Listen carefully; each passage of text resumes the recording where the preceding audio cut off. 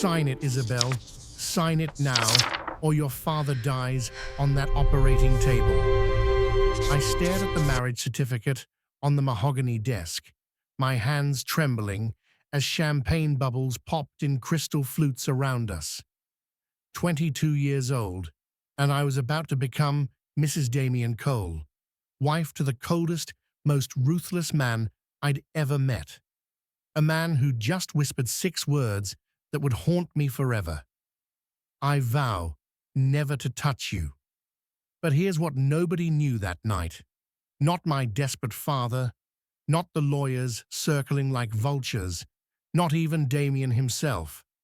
I was about to discover that some promises are made to be broken, and some secrets are worth killing for.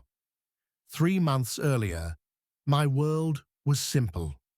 I was finishing my degree in art restoration at Boston University, living in a cramped studio apartment that smelled like turpentine and coffee, dreaming of working in European museums. My father, Thomas Hartley, ran a modest pharmaceutical company, or so I thought. The truth came crashing down on a Tuesday. "Bella, sweetheart, I need you to come home." My father's voice cracked through the phone, and Thomas Hartley never cracked. "Don't ask questions. Just come." I found him in his study, in our family home in Newport, Rhode Island, surrounded by documents that painted a picture of ruin. His company wasn't modest. It was massive, and it was drowning in debt. "How much?" I asked, my throat tight. $47 million. He looked 20 years older than he had at Christmas. "I made some investments, bad ones, and now—" He pressed his palms against his eyes. "Now Damien Cole owns everything." I knew the name. Everyone did. Damien Cole had built an empire from nothing. Tech, real estate, biotech, venture capital. At 38, he was worth somewhere north of $8 billion. Forbes called him the Iceman because no one had ever seen him smile. He was notorious for hostile takeovers and ruthless business practices. "What does he want?" I whispered, though part of me already knew. My father finally looked at me, and I saw something I'd never seen before. Shame. "You." The meeting was set for the following evening at Damien's estate, a sprawling fortress of glass and steel perched on the cliffs overlooking the Atlantic. As our car wound up the private drive, I counted the security checkpoints. 3. This wasn't a home. It was a stronghold. A woman in a crisp black suit met us at the door. "Mr. Cole is waiting in his study. Miss Hartley, please come with me." "Mr. Hartley, you'll wait in the sitting room." "I want to go with my daughter," my father protested. That wasn't a request. Her smile was polite and absolute. She led me through halls lined with art that belonged in museums. A Monet, a Rothko, what looked like an original Caravaggio. My restoration training kicked in automatically, noting the climate control, the UV-protected glass. Whoever curated this collection knew what they were doing. The study doors opened, and there he was. Damien Cole stood with his back to me, silhouetted against floor-to-ceiling windows that framed the ocean like a living painting. He was tall, well over 6 feet, with dark hair touched with silver at the temples. His suit probably cost more than my entire year's tuition. "Miss Hartley," he didn't turn around. "Thank you for coming." Did I have a choice? Now he turned, and I understood why they called him the Iceman. His face was carved from granite, sharp cheekbones, a jaw that could cut glass, and eyes the color of a winter storm. Handsome, in the way a blade is handsome, beautiful and dangerous. "No," he said simply. Sit. I remained standing. My father said, you own his company's debt. I own everything your father has. He moved to his desk, pulling out a folder thick with documents. His company, his patents, his properties, the Newport house where you grew up, the trust fund your mother left you, all of it. My blood went cold. My mother's trust is separate. Your father used it as collateral 3 years ago. Damien's voice held no emotion, just facts delivered like hammer blows. You have approximately $73,000 left. It would have been gone by next month. I sat down before my legs could give out. Here's what's going to happen, Isabelle. He opened the folder, revealing documents I didn't want to read. Your father needs $47 million by the end of the quarter, or his creditors will force bankruptcy. His company will be liquidated.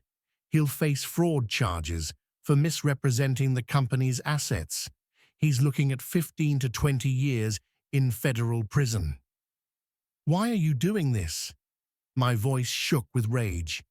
You're a billionaire. This is pocket change to you. For the first time, something flickered across his face, too fast to read. Your father made promises he couldn't keep. I'm simply collecting what I'm owed. Then take the company. Take everything. But leave him his freedom. I don't want the company. He pulled out a single sheet of paper and slid it across the desk. I want you. The paper was a marriage contract. I laughed, a sharp, brittle sound. You're insane. I'm practical. He leaned back in his chair, studying me like I was a stock portfolio. I need a wife. You need your father out of prison. It's a simple transaction. Why would a man like you need a wife? That's not your concern.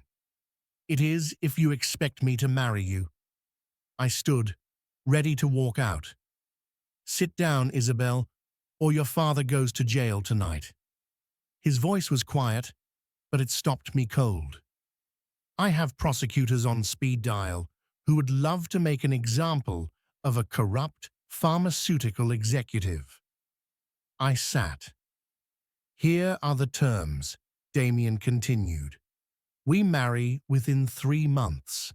You'll live in my home, attend social functions as my wife, and maintain the appearance of a legitimate marriage. In exchange, I'll clear your father's debts and ensure no charges are filed. For how long? 2 years. After that, we divorce quietly. You'll receive a settlement of $5 million and your freedom. I should have said no. I should have told him to go to hell. But I looked at that contract and thought about my father in a prison cell, and I heard myself ask, what's the catch? Damien stood and walked to the windows, his reflection ghostly in the glass. I vow never to touch you. This is a business arrangement, nothing more.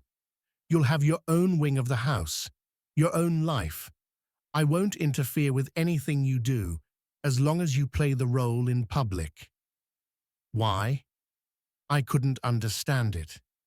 If you need a wife, there are thousands of women who would actually want to marry you. He turned, and for just a moment, I saw something raw in his eyes, something that looked almost like pain. I don't want a wife who wants me. I want one who won't ask questions. The wedding was scheduled for 12 weeks later, just enough time to make it seem legitimate to the society pages. My father's health deteriorated rapidly in those 3 months. Stress-induced, the doctors said, but I wondered if it was guilt. You don't have to do this, Bella, he told me one night, his hand thin and cold in mine. I'll find another way. But we both knew there was no other way. Damien kept his distance during the engagement. I saw him exactly 3 times. once for a formal dinner with his lawyers to sign the prenuptial agreement, once for a photo shoot for Vanity Fair. Apparently, America's most eligible bachelor getting married was news, and once for the rehearsal dinner. That last meeting was different. It was held at an exclusive restaurant in Boston, attended by people I didn't know. Damien's business associates, their wives dripping in diamonds, all looking at me like I was a curiosity in a museum. The young girl who'd caught the Iceman. Damien played his part perfectly, his hand resting on the small of my back, leaning in to whisper in my ear. To everyone else, we looked like a couple in love. "Smile," he murmured. "They're watching." "I am smiling. You look like you're at a funeral. Isn't that what this is?" His fingers tightened slightly against my back, the first real reaction I'd gotten from him. "This was your choice, Isabelle." "No," I said quietly, still smiling for our audience. "It was your ultimatum." Before he could respond, a woman approached our table, tall, blonde, elegant, in a way that made me feel like a child playing dress-up in my borrowed designer gown. "Damien, darling." She kissed both his cheeks, her perfume expensive and overwhelming. "I had to come congratulate you myself." "Victoria." Damien's voice was carefully neutral. "How unexpected." "Isn't it?" Her smile was sharp as she turned to me. "You must be the blushing bride." "Isabelle, is it? I'm Victoria Thorne. Damien and I are old friends." The way she said "old friends" made it clear they'd been much more than that. "It's nice to meet you," I said, because what else could I say? Damien has always been full of surprises. Victoria's eyes glittered as she looked between us. "Though I must admit, this is his biggest yet. You're so young." "Victoria." There was warning in Damien's voice now. "I'm just saying, darling, she's practically a child. What could you two possibly have in common?" She laughed, a sound like crystal shattering. "Though I suppose that's the point, isn't it?" "We should go," Damien said, standing abruptly. "Excuse us." He steered me toward the exit, his hand firm on my elbow. Behind us, I could hear Victoria's laughter following us out. In the car, silence stretched between us like a blade. "Who was she?" I finally asked. "No one important." "She seemed important." Damien stared out the window at the city lights blurring past. "Victoria Thorne runs Thorne Pharmaceuticals. We had a relationship 5 years ago. It ended badly." "How badly?" He looked at me then, and I saw something dangerous in his eyes. "Badly enough that you should stay away from her. If you're wondering how a love story can bloom from such cold beginnings, hit that subscribe button now, because what happens next will change everything. And make sure notifications are turned on. You won't want to miss a single twist in this tale." The wedding took place on a grey October morning at a cathedral in Newport. I wore a dress that cost more than most people's cars, ivory silk with lace that had been handmade in Belgium. My father walked me down the aisle, tears streaming down his face, while I felt nothing but a strange numbness. Damien waited at the altar in a black tux, his face unreadable. When I reached him, he took my hand, his palm warm and dry against my cold, trembling fingers. The ceremony was a blur. I heard myself say, "I do." I felt him slide a platinum band onto my finger, set with a diamond so large it felt obscene. And then the priest said, "You may kiss the bride." Damien leaned in, his eyes locked on mine. For a moment, I thought he might actually do it. might break his vow in front of all these people. But at the last second, he pressed his lips to my forehead instead, a gesture so tender and yet so distant that it hurt more than rejection. "Mrs. Cole," he whispered against my skin, "welcome to your gilded cage." Damien's home, my home now, was exactly as cold as I'd imagined. 30,000 square feet of marble and glass, with a staff of 20 who moved like ghosts through the halls. My wing was in the east side, connected to his by a shared library that neither of us used. The first week, I barely saw him. He left before dawn and returned after midnight, and I wandered the enormous house like a ghost myself, exploring rooms that held no warmth, no personality, just expensive furniture and art worth millions. The only room that felt alive was his private study, the one I wasn't supposed to enter. I found it by accident on my 8th day, following the sound of music. Chopin, played on what sounded like a real piano, not a recording. The door was ajar, and I couldn't help but peer inside.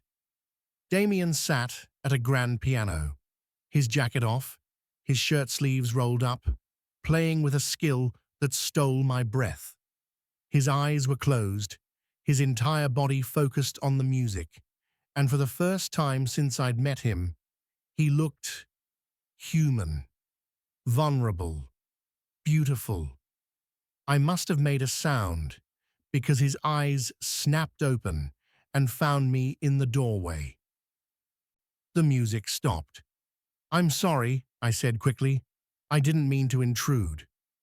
He stared at me for a long moment, something unreadable crossing his face.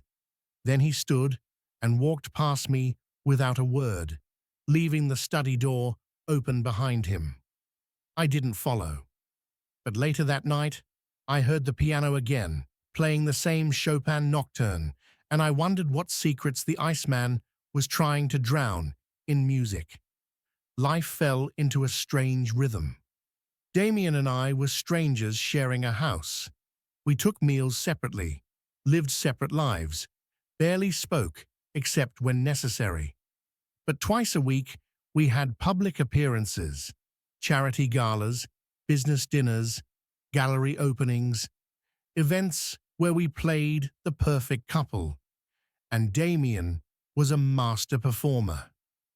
At a cancer research fundraiser 3 weeks after our wedding, he kept his arm around my waist all evening, pulling me close, laughing at my nervous jokes, looking at me with what could have been adoration. When we danced, his hand was steady on my back, guiding me through a waltz I barely knew. "You're getting better at this," he murmured. "At dancing, at lying." I pulled back to look at him. "I'm not the only one." Something flickered in his eyes. Was it amusement? "No, you're not." "Why do you need this, Damien? The fake marriage? The perfect couple act? What's really going on?" His jaw tightened. "That's not part of our arrangement. I signed a contract to be your wife, not your puppet. I deserve to know why." The song ended. He released me, stepping back with that wall sliding back into place. "You deserve your $5 million and your freedom in 2 years. That's all you deserve." He walked away, leaving me alone on the dance floor while people whispered and stared. The turning point came in November, 6 weeks after our wedding. I woke at 3 a.m. to sounds coming from Damien's wing. Not music this time, but something else. Shouting. Or no, not shouting. Pain. I should have stayed in my room. That was the smart thing, the safe thing. But something pulled me out of bed, through the library, to his door. "Damien?" I knocked softly. No answer, but I could hear him inside, rapid breathing, movements that sounded wrong. I opened the door. His bedroom was dark, except for moonlight streaming through the windows. Damien was on the floor beside his bed, his body convulsing, his hands clutching his head. "Oh my God!" I ran to him, dropping to my knees. "Damien, what's wrong? What do I do?" His eyes found mine, and I saw raw agony there. "Pills," he gasped. "Bathroom. Blue bottle." I sprinted to his bathroom, found the prescription bottle, some medication I didn't recognize, and brought it back with water. His hands shook too badly to open it, so I did, shaking 2 pills into his palm. He swallowed them and leaned back against the bed, his breathing slowly steadying. I stayed beside him, my hand somehow finding his, holding on while the tremors passed. "Cluster headaches," he finally said, his voice hoarse. "I've had them since I was a teenager." "How often?" "Once or twice a month, sometimes more if I'm stressed." He looked at me, and for the first time, there was no wall between us. "Thank you." "You don't have to thank me." "I do." He turned his hand in mine, his thumb brushing across my knuckles, the first time he'd touched me like that. "The vow I made, not to touch you, I meant it as protection, for you." Protection from what? But the moment was already ending. He released my hand and stood, his armor sliding back into place. "Go back to bed, Isabelle." "Damien, please." And there was something desperate in that word that made me obey. I went back to my room, but I didn't sleep, because I'd seen behind the ice and I'd found something I hadn't expected. Pain that mirrored my own. Victoria Thorne reappeared at a gallery opening in December, gliding through the crowd like a predator who'd scented blood. "The happy couple," she announced, loud enough to turn heads. "Damien, you look well. Marriage must agree with you." "Victoria?" His hand tightened on my waist, a warning or a comfort. I couldn't tell. "I didn't know you were in town." "I'm always in town when something interesting is happening." Her eyes fixed on me like a snake eyeing a mouse. "Isabelle, darling, how are you enjoying being Mrs. Cole? Is it everything you dreamed?" "I'm very happy," I said, forcing a smile. "Are you?" She leaned in conspiratorially. "Has he told you about the real reason he needed a wife? About the board vote?" Damien's entire body went rigid beside me. "Victoria, don't." "Oh, he hasn't told you. How delicious." She turned to me, her smile vicious. "Damien's company is going public next year, a $20 billion IPO, but his board of directors thinks he's too much of a risk. Too ruthless, too cold, too unstable. They wanted proof he could settle down, be a family man. Hence, the sudden marriage to a sweet young thing like you." The gallery spun around me. "Is that true?" Damien's face was carved from stone. "We're leaving." "So it is true." Victoria's laugh followed us as he pulled me toward the exit. "Poor little Isabelle. Did you really think this was about love?" In the car, I couldn't look at him. "You used me. You knew this was a business arrangement. A business arrangement for my father's debt, not so you could manipulate your board." I turned to face him, anger burning through my shock. "What else haven't you told me? What other lies am I living?"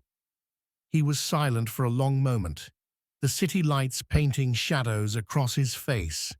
Finally, "The board vote is real, but it wasn't the only reason." "Then what was?" "I can't tell you that." "Can't or won't?" "Both." I laughed bitterly. At least Victoria was honest with me. His eyes flashed dangerously. "Victoria Thorne is poison. She'll say anything to hurt me, including using you as a weapon. Don't believe a word she says. Why should I believe you instead? He had no answer to that. Everything changed the day I met Julian Reed. I was at a coffee shop near Boston University, one of my old haunts from before my life imploded, trying to feel normal for an hour. He sat down across from me without asking, setting a cappuccino in front of me. "You look like you could use a friend," he said. Julian was handsome, in an easy way Damien could never be. Sandy hair, warm brown eyes, a smile that actually reached his face. He was 32, a corporate attorney, and as I would learn over the next several weeks, he'd been tracking my marriage to Damien with great interest. "I know who you are," he said during our third coffee meeting. "Isabelle Hartley Cole, the girl who married the Iceman, the girl whose father's company Damien destroyed." I set down my cup carefully. "Are you a reporter?" "No, I'm someone who wants to help you." He leaned forward, his voice dropping. "I know things about Damien Cole, things that would destroy him if they came out, and I think you deserve to know the truth about the man you married." I should have walked away, but I was angry and hurt and lost, and Julian Reed offered me something I desperately needed: answers. "What do you want from me?" I asked. "Just information. Details about Damien's business dealings, his meetings, his plans. Things a wife would naturally know." "You want me to spy on him?" "I want you to protect yourself." Julian's eyes were earnest. "Do you know why Damien really married you, Isabelle?" "The board vote." "That's part of it. But there's more." He pulled out a folder. "Why did everyone in my life communicate through ominous folders?" and slid it across. "Your father's pharmaceutical company wasn't failing by accident. Damien engineered its collapse. He's been systematically destroying pharmaceutical companies for 3 years, acquiring their patents and research. Your father was just another target." The documents showed a pattern: 5 companies in 3 years, all bankrupted, all absorbed by Damien's biotech holdings. And in every case, the owners had daughters.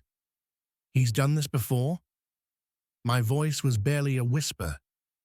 "Twice, different arrangements, but the same general approach.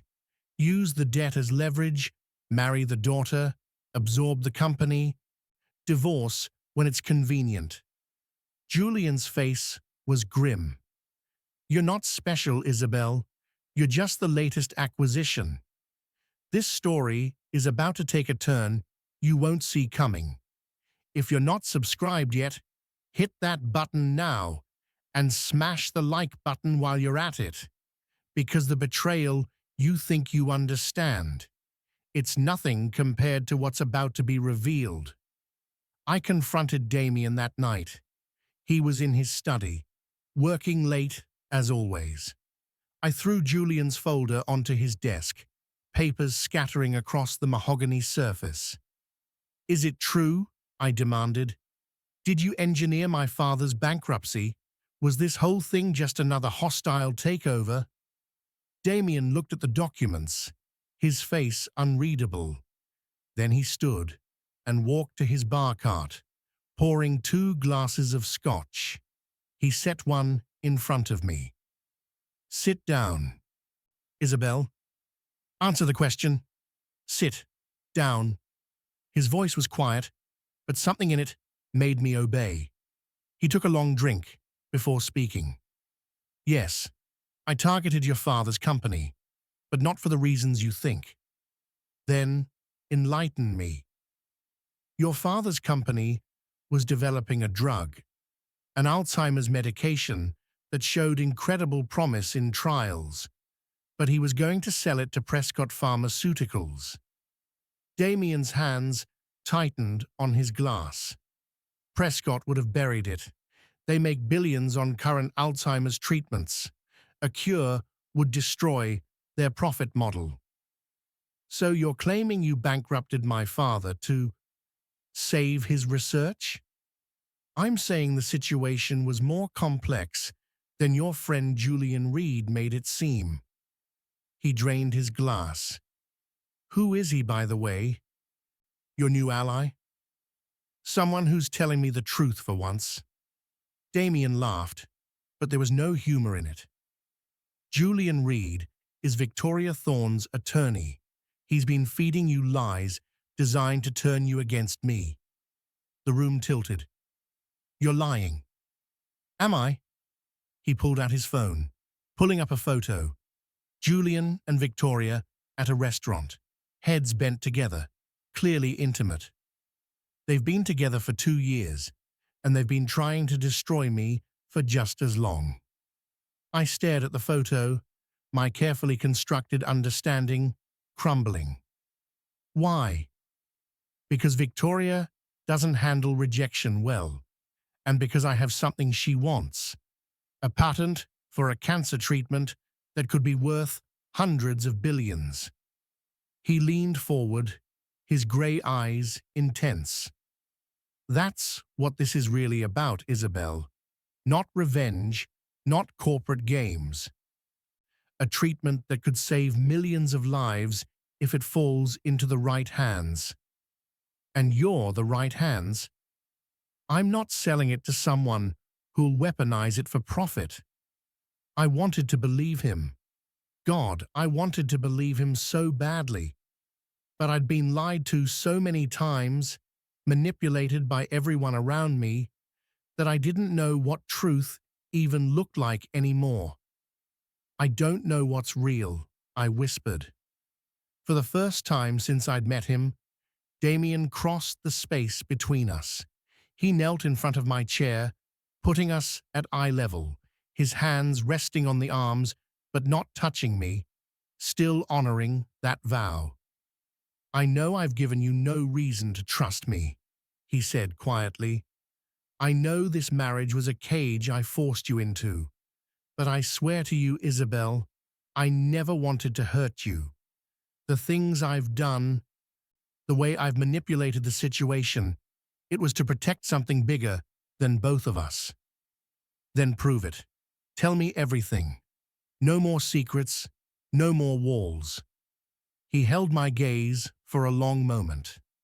Then he stood, walked to a painting on his wall, a Picasso that probably cost 50 million, and swung it aside to reveal a safe. He entered the combination and pulled out a single file. This is everything, he said, handing it to me.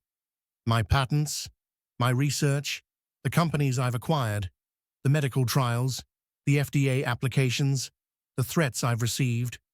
Read it all, and then decide if you want to stay or go.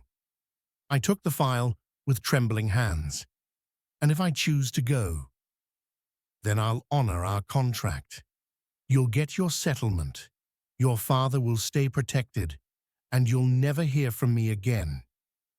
His voice was steady, but I saw something desperate in his eyes.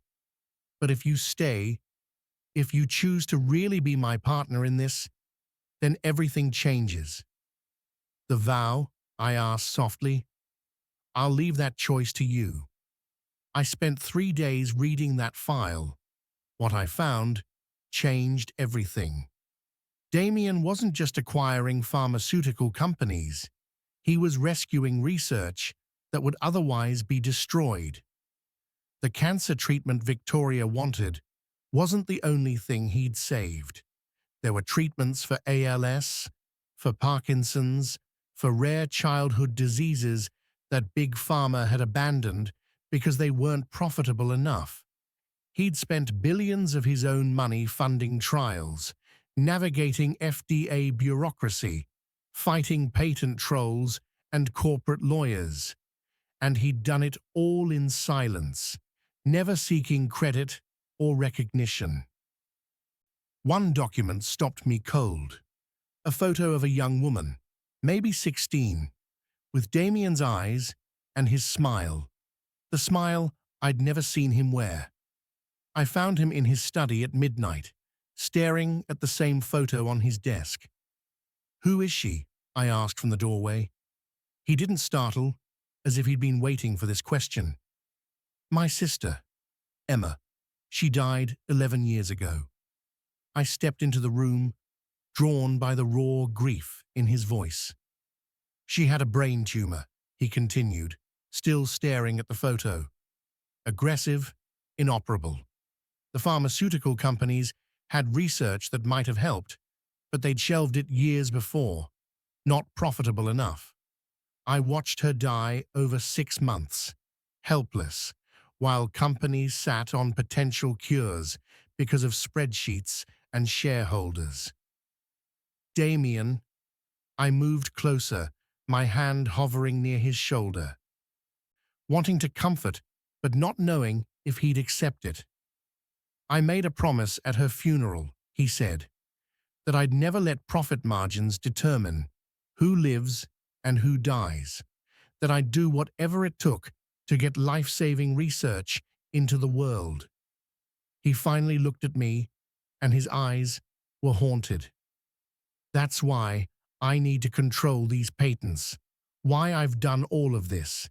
It's not about money or power. It's about making sure no one else watches their sister die because a cure wasn't profitable enough." I understood then, all of it. The cold exterior, the ruthless business tactics, the marriage that made no sense. He'd turned himself into a monster to fight monsters. "The vow you made," I said softly, "not to touch me. That was about Emma too, wasn't it?" He nodded slowly. "I've spent 11 years turning myself into a weapon. I'm not capable of softness anymore, Isabelle. I didn't want to damage you with my edges." I sat on the edge of his desk, facing him. "What if I'm not as fragile as you think? You're 22 years old. You should be finishing college, dating boys your own age, living a normal life, not trapped in a mansion with a broken man twice your age who used your father's debt to—" "Stop." I pressed my fingers against his lips, shocking both of us. "Stop deciding what I should want. Stop protecting me from choices I'm capable of making myself."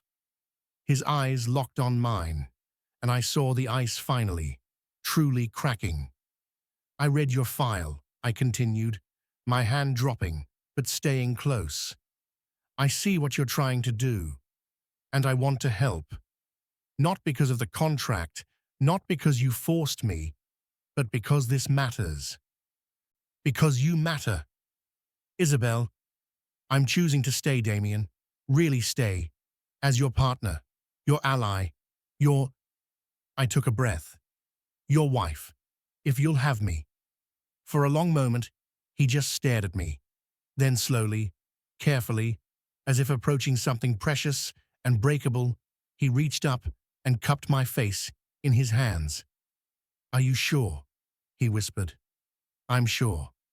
He kissed me then, not the distant forehead kiss from our wedding, but a real kiss, deep and desperate and full of all the loneliness he'd been carrying for 11 years. I kissed him back just as desperately, my hands fisting in his shirt, pulling him closer. When we finally broke apart, both breathing hard, he rested his forehead against mine. "I'm going to be terrible at this," he murmured. "At what?" "At being a real husband. At being soft." I smiled. "Then it's a good thing I'm good at restoration work. I specialize in repairing broken things." He laughed, the first real laugh I'd ever heard from him, and it was the most beautiful sound in the world.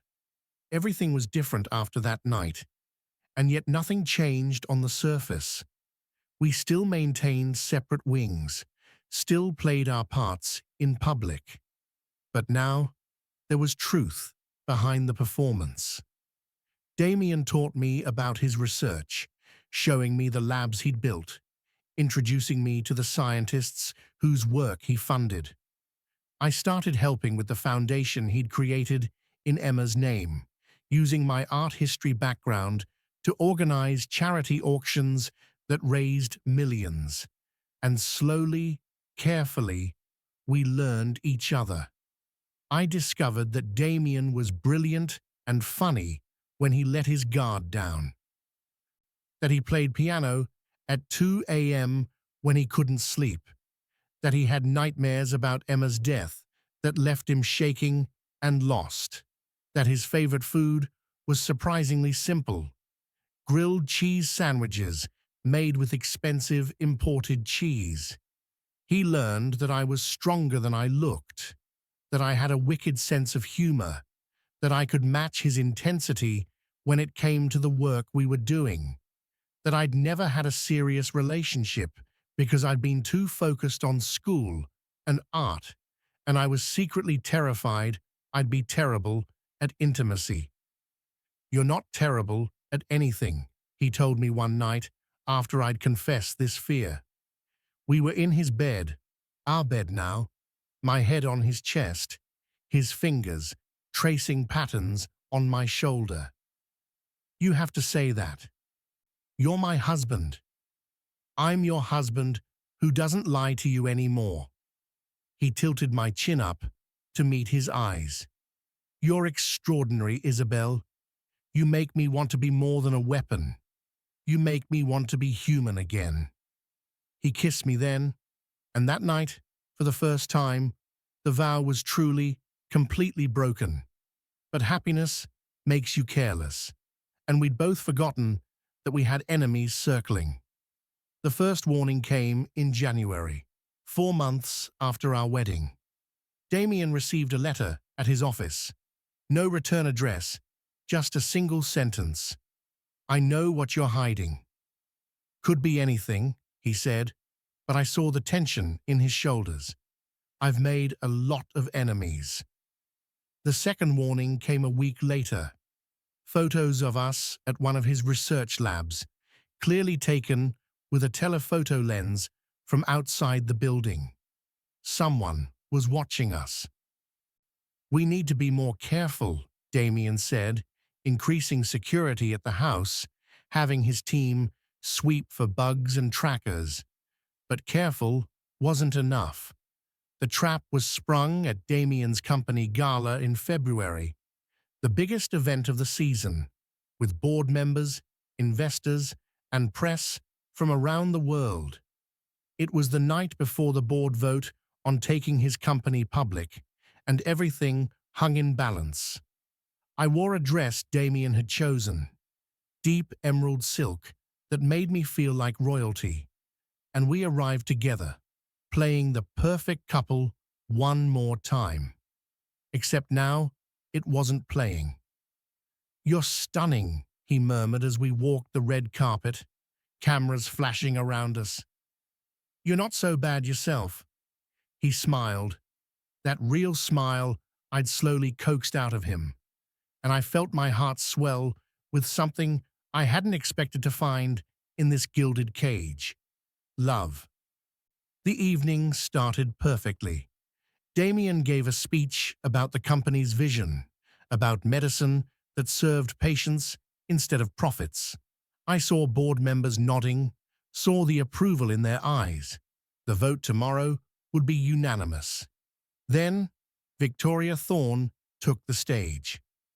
"I hate to interrupt this lovely evening," she said, her voice carrying across the ballroom, "but I think everyone here deserves to know the truth about Damien Cole."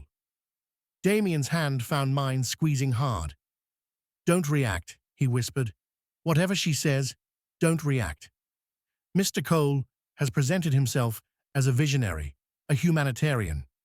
Victoria's smile was poisonous, but the truth is much darker.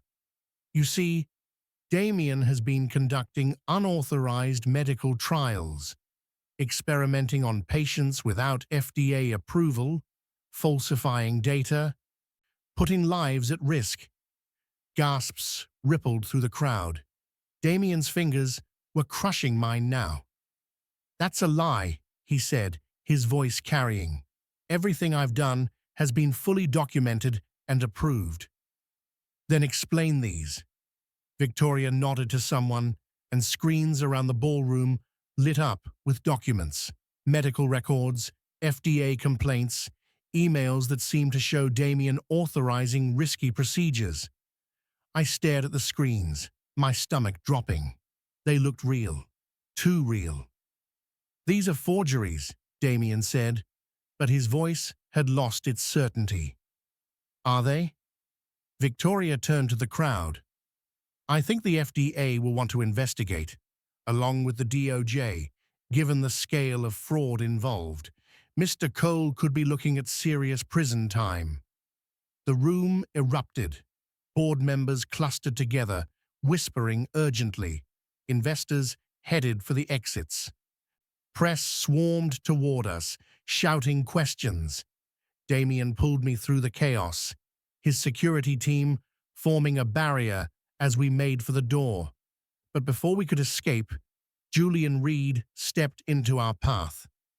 "It's over, Cole," he said, and there was triumph in his eyes. "You're finished." Damien's face was carved from stone. "You did this. You and Victoria. We just revealed the truth." Julian's smile was vicious. "And now, your company, your research, your precious patents, they'll all be seized. Victoria will make sure they go to people who know how to properly monetize them."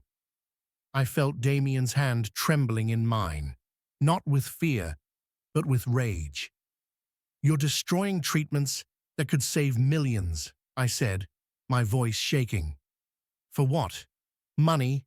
Revenge?" "For justice," Julian said. "Damien Cole has played God for too long.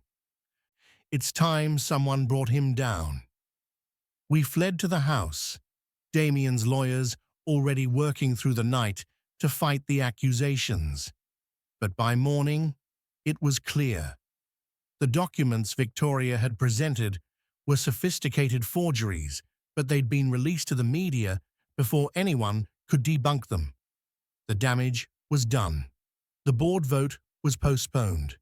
The FDA announced an investigation. The DOJ opened a file. Damien's company stock plummeted.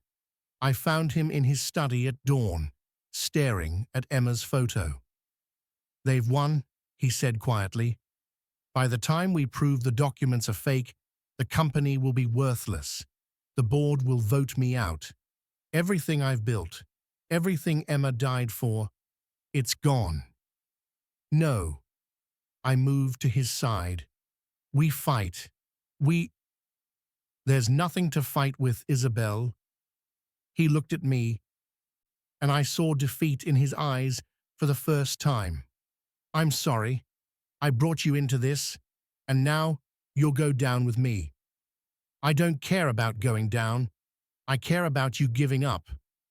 "I'm not giving up. I'm being realistic." He stood, pacing to the windows.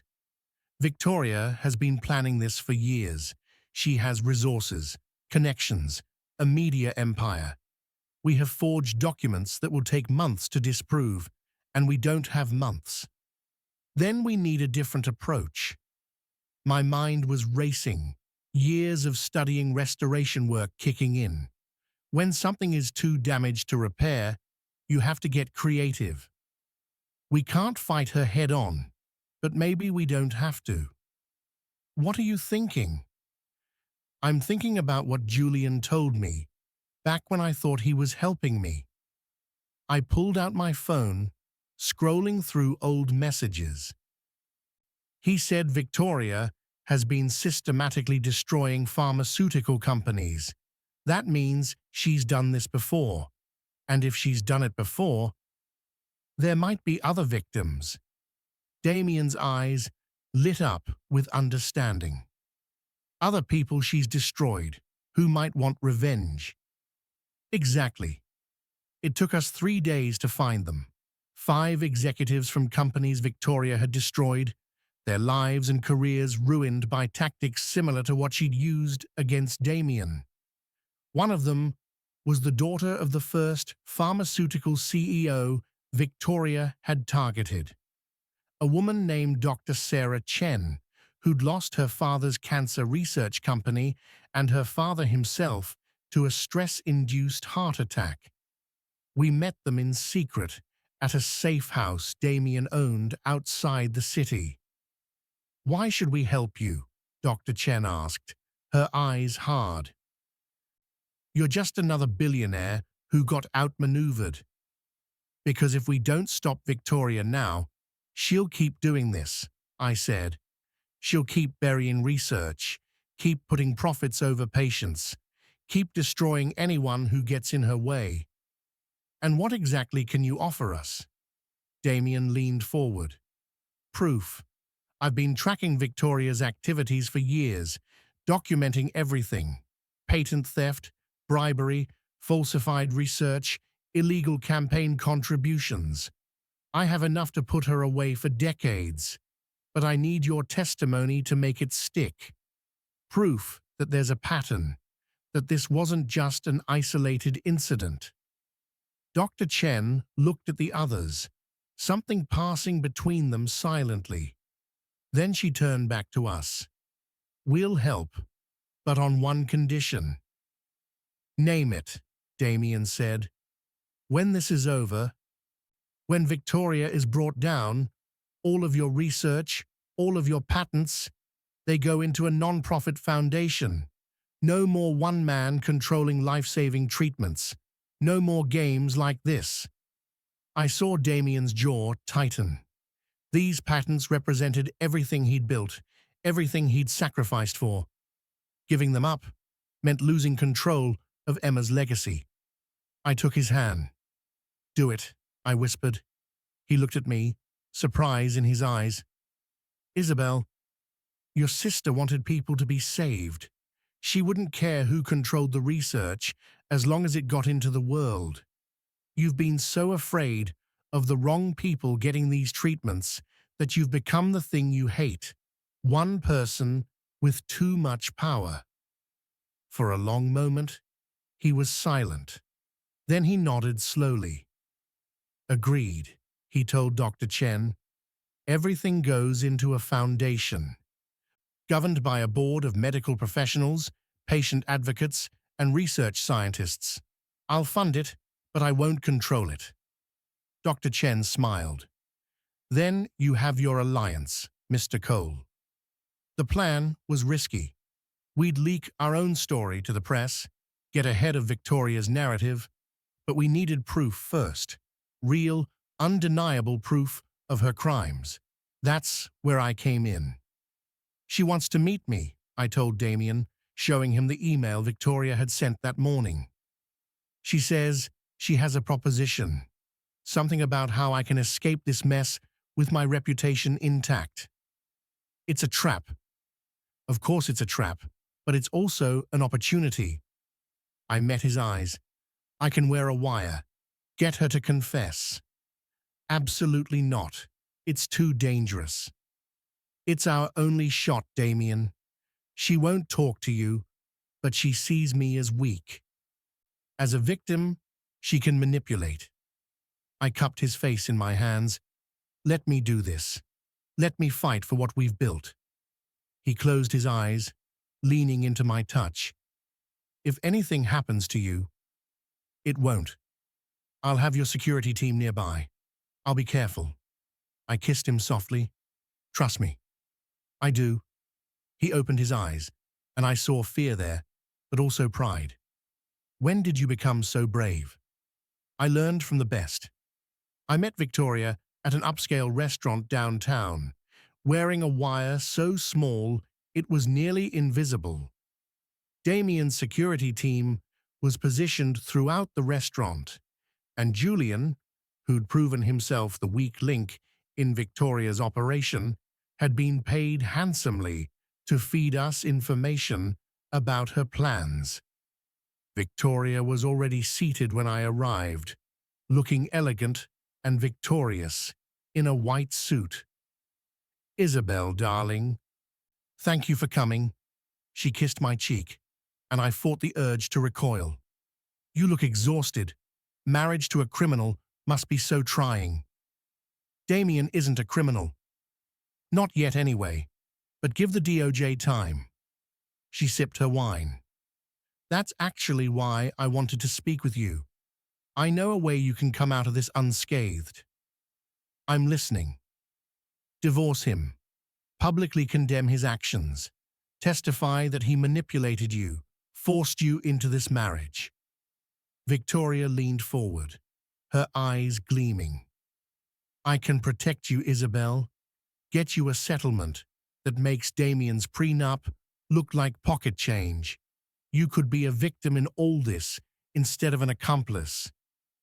And what would you get out of that?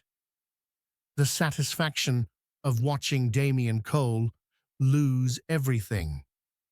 Her mask slipped, showing the venom beneath. Do you know what it's like to be rejected by a man like him? To be told you're not good enough, not pure enough, too ambitious? He humiliated me in front of everyone who matters. So this is all revenge? I kept my voice neutral, knowing every word was being recorded. You're destroying life-saving research because Damien hurt your ego. I'm taking what should have been mine from the beginning. Victoria's voice rose, drawing glances from nearby tables. She took a breath, composing herself. Damien's patents are worth hundreds of billions. With him out of the way, I can finally monetize them properly, and I won't have to share with anyone. What about the patients who need those treatments? She laughed, a cold, brittle sound. Patients will pay whatever the market will bear.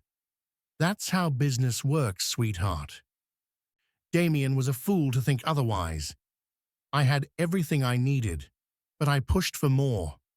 And the forged documents, the fake FDA complaints? Child's play. I have people everywhere, in the FDA, the DOJ, the media. All it took was the right pressure in the right places. She smiled. By the time anyone proves their forgeries, Damien's company will be dissolved, and I'll have acquired his assets for pennies on the dollar.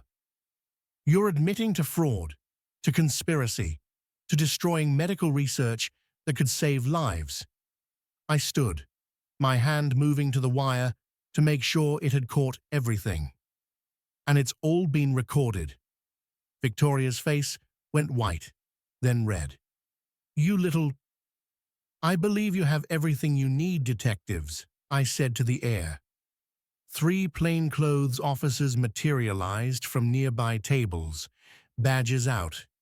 Behind Victoria, I saw Julian being arrested as well. Damien had made sure to cover all the bases. Victoria Thorne, you're under arrest for fraud, conspiracy, and corporate espionage, the lead detective said, pulling out handcuffs. Victoria's eyes found mine, filled with pure hatred. You think you've won. You think this changes anything. I have lawyers, connections. You have recordings of yourself confessing to federal crimes, I said quietly, and you have 5 other victims ready to testify about your pattern of behavior. You're done, Victoria. As they led her away in handcuffs, I felt Damien's hand on my shoulder. He must have been watching from somewhere in the restaurant. Are you okay? He asked. I turned into his arms, suddenly shaking with adrenaline. I can't believe that worked. You were incredible. He held me tight, his lips against my hair. Terrifying, but incredible. I learned from the best, I repeated, and felt him smile against my temple. The next week was a whirlwind. Victoria's arrest made international headlines. The forged documents were quickly proven fake once real investigators looked into them. The board vote was rescheduled, and this time It was unanimous. Damien's company would go public, but with a new structure that put patient care before profits. True to his word, Damien transferred all his medical patents to a foundation governed by an independent board. Dr. Chen agreed to serve as the foundation's first director. The treatments that had been stalled for years moved into accelerated trials. My father's health improved dramatically once the stress was lifted. We had dinner together, the three of us, my father, Damien, and me, and I watched them talk about the future of pharmaceutical research like the colleagues they should have been from the start. "I was wrong about you," my father told Damien over dessert. "I thought you were a monster, but you saved my daughter in more ways than one." Damien glanced at me, and I saw warmth in his eyes that had nothing to do with business deals or contracts. She saved herself. I just gave her the opportunity. But there was one more piece of the puzzle waiting to fall into place. 6 months after our wedding, 4 months after Victoria's arrest, Damien called me to his study. I found him standing by the window, holding a familiar document, our marriage contract. "It expires in 18 months, he said, without preamble. "Per the terms, we'll divorce quietly, you'll receive your settlement, and we'll both go our separate ways." My heart stopped. "Is that what you want?" He turned to face me, and I saw vulnerability in his expression. The same vulnerability I'd first glimpsed that night when I'd found him during a cluster headache attack. "No," he said quietly, "it's not what I want. But you never had a choice before, Isabelle. I forced you into this. And now," he held out the contract, "now I want you to choose freely. No coercion, no debt, no pressure. Just you deciding what you want your life to be." I took the contract and, without hesitating, walked to the fireplace. I threw it into the flames. "There," I said, watching the paper curl and burn. "Choice made." "Isabelle." I turned to him, my heart racing, but my voice steady. "I choose you, Damien Cole. Not because of a contract or a debt, or because I have to, but because somewhere in this gilded cage, I fell in love with the man behind the ice, the man who plays Chopin at 2 a.m., the man who spent 11 years trying to save lives because he couldn't save his sister, the man who taught me that sometimes the strongest thing you can do is let yourself be vulnerable." He crossed the room in 3 strides, pulling me into his arms, kissing me with an intensity that stole my breath. "I love you," he said against my lips. "I don't know how to do this, how to be the husband you deserve, but I want to try. I want to spend the rest of my life trying." "Good," I said, smiling through happy tears, "because I'm not going anywhere." He kissed me again, and this time there was no contract between us, no vow to keep us apart, no walls left to climb. Just 2 people who'd found each other in the most unexpected way and chosen to stay. The Foundation's first cancer treatment received FDA approval on a Tuesday in March. It would be available to patients within months, priced affordably thanks to the Foundation's non-profit structure. Emma's treatment had finally made it into the world, 11 years too late to save her, but in time to save thousands of others.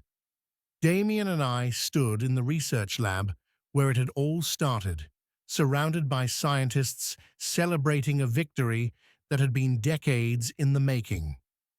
"She would have been proud," I said, looking at Emma's photo on the wall.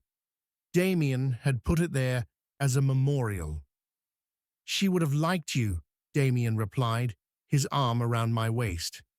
She always said I needed someone who wouldn't let me get away with my bullshit. I laughed. Well, I certainly don't do that. No, you don't. He pulled me closer. Thank you, by the way. For what? For throwing that contract in the fire, for choosing me, for showing me that I didn't have to be a weapon, that I could be human and still fight for what matters. I turned in his arms, studying the face that had once seemed so cold and now felt like home. You know what the best part is? What? We get to write our own contract now. New terms, new rules. His eyes lit with interest. Such as, we renew our vows. A real wedding this time, not one forced by debt. Just us, choosing each other freely. I accept those terms. He kissed me softly. Any other clauses you want to add? Just one, that we promise to keep breaking down walls together. No more secrets, no more ice. Just honesty and partnership and love. Deal. He sealed it with a kiss that made my toes curl. We renewed our vows that summer in a private ceremony. Just us, my father, Dr. Chen, and a few close friends. I wore a simple white dress instead of the elaborate designer gown from our first wedding. Damien wrote his own vows instead of repeating standard lines. Isabelle, he said, his voice rough with emotion, you took a cage I built and turned it into a home.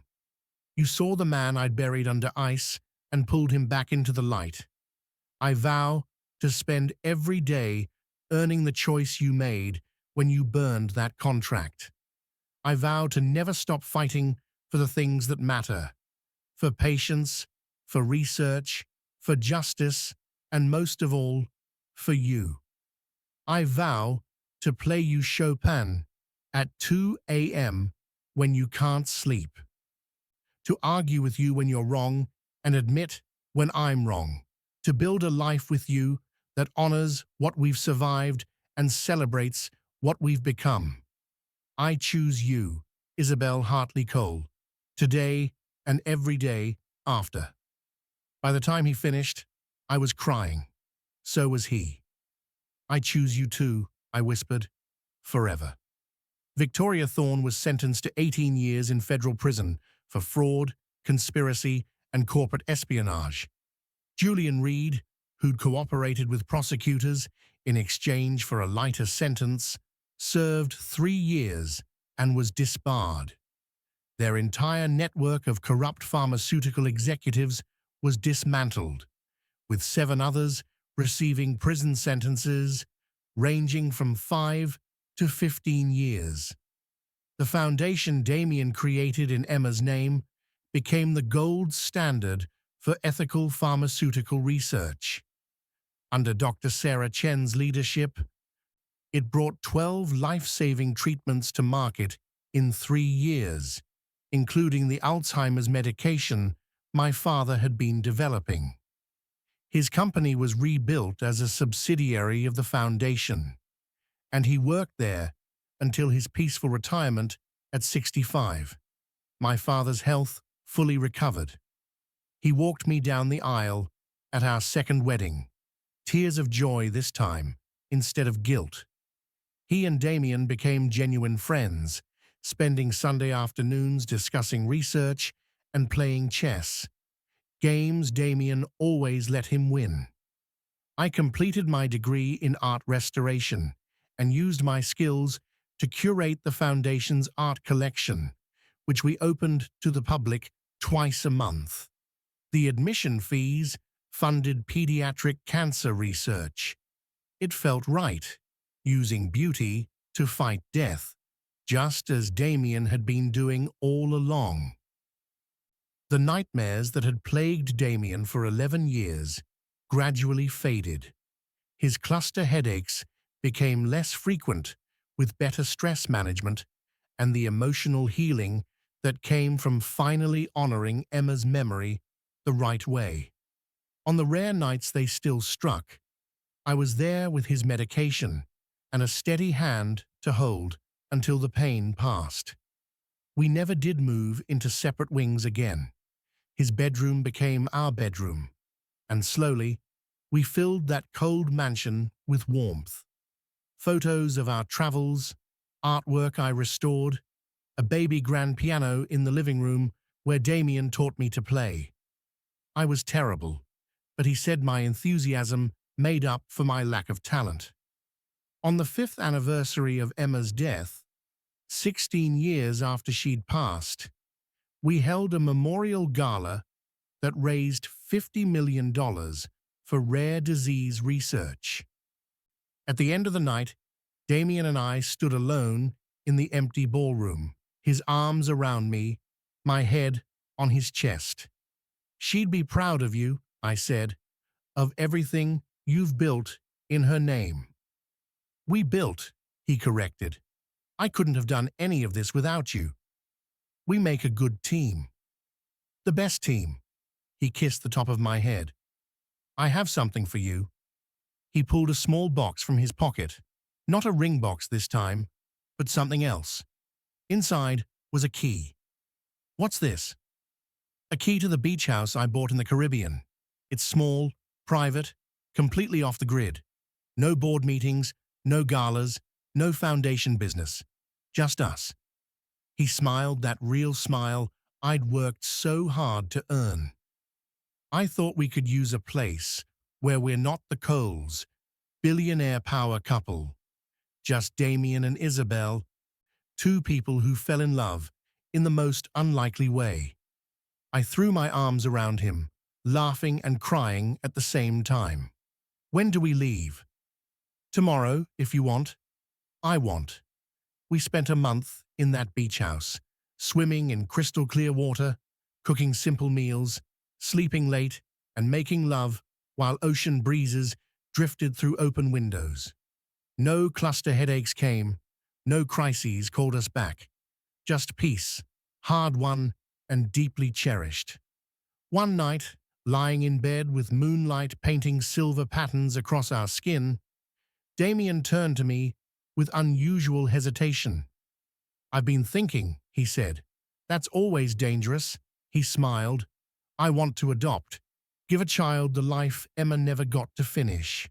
Build a family with you, if you want that too." I felt my heart expand, until it hurt in the best way. "I want that. I want everything with you. Even the messy parts, the hard parts, especially those." I kissed him softly. "We've already survived the impossible. We can handle anything else life throws at us." We adopted 2 children, a brother and sister, ages 7 and 5, whose parents had died in a car accident. They'd been in foster care for a year, and the moment we met them, we knew they were meant to be ours. Our daughter Lily had Emma's bright smile and fearless spirit. Our son Thomas, named for my father, had Damien's sharp mind and my artistic soul. They brought chaos and noise and joy into our pristine mansion, turning it from a fortress into a real home. Damien was an incredible father, patient, present, silly in ways I'd never imagined the Iceman could be. I came home one day to find him wearing a plastic tiara, having a tea party with Lily while Thomas painted a mural on the wall of his bedroom, which Damien had not only allowed, but encouraged. "They're allowed to make their mark on this place," he told me, when I raised an eyebrow at the paint-covered wall.